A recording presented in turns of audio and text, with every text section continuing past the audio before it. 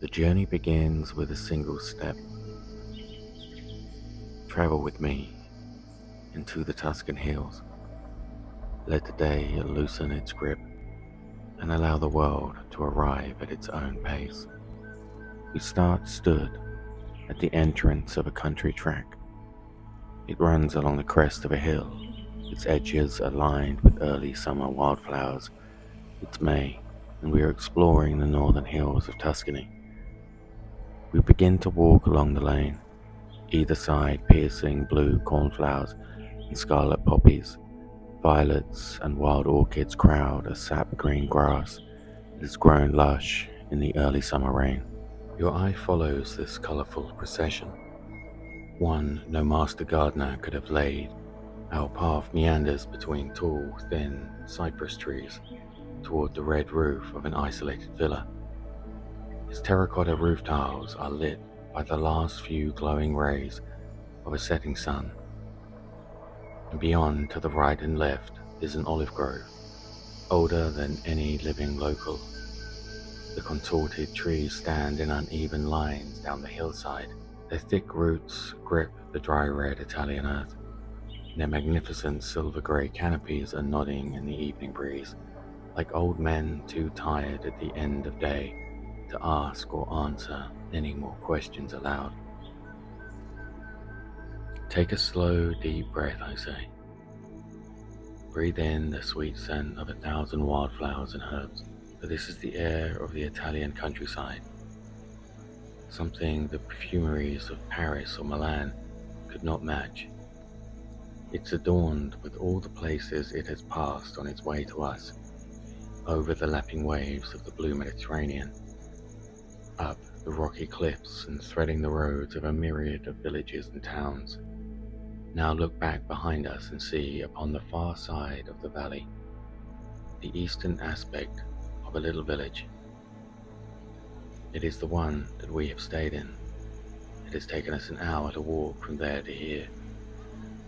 Think of the closing of the solid wooden door of our apartment onto the narrow road, how our elderly neighbor waved from her window as she watered her potted peppers and tomatoes.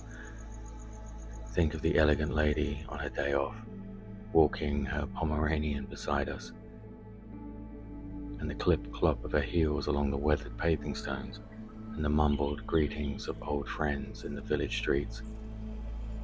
The beauty of the Italian tongue at every turn.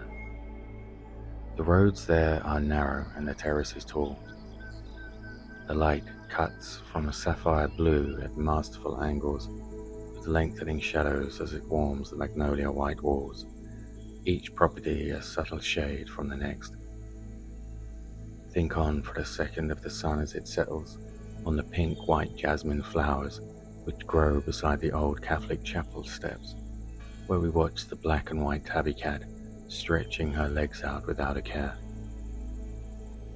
And how, at the bottom of the path, the small schoolyard, where the children's cries were echoing across alleyways, where for some their great-grandfathers would have been held by their mother's hand on a day much like this.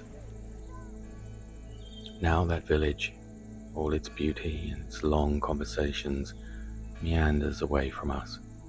It sits upon the ridge in the distance, silent, as if for some 1,000 years. This is a landscape where the centuries shift like a mere day. Generally, things change slowly in Italy, but the tempo of seasons and the patterns of gathering, both private and public, are more akin to the blossom of the white lilies that grow along the vineyard's dry stone walls, something that blossoms and withers in the reassuring knowledge that it will do so once more. We begin to walk the pathway, and the long stems of the wild grasses and the hardwood herbs brush against our legs. The sound of dry, chalky soil underfoot. We can hear the first few cicadas and the hum of the evening insects.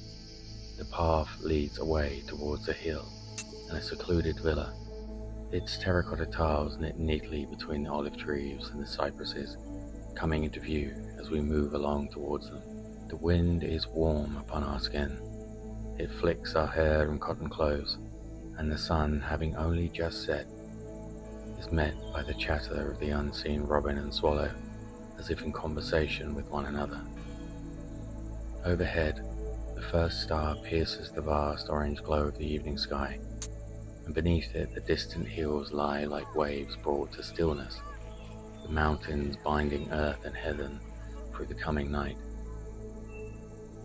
We will explore those vast Orca hills soon, I say, for within the pages of each peak countless more villages slumber, shutters closing, rivers threading under stone bridges, the waters shimmer along banks of pine forest and cypress, and their locanda taverns wait to be explored, chalkboard menus and the finest wines and local bolognese, as each of their various owners will no doubt tell us.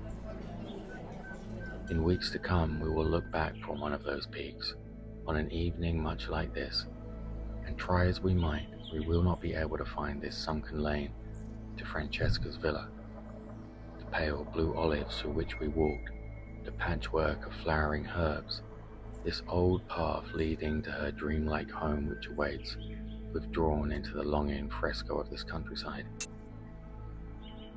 Turning the final corner, we see the grand old villa, stone walls and white windows, red shutters. She waits in the doorway, and we climb the elegant marble steps. She embraces us and gestures inside, where the voices and laughter of others await.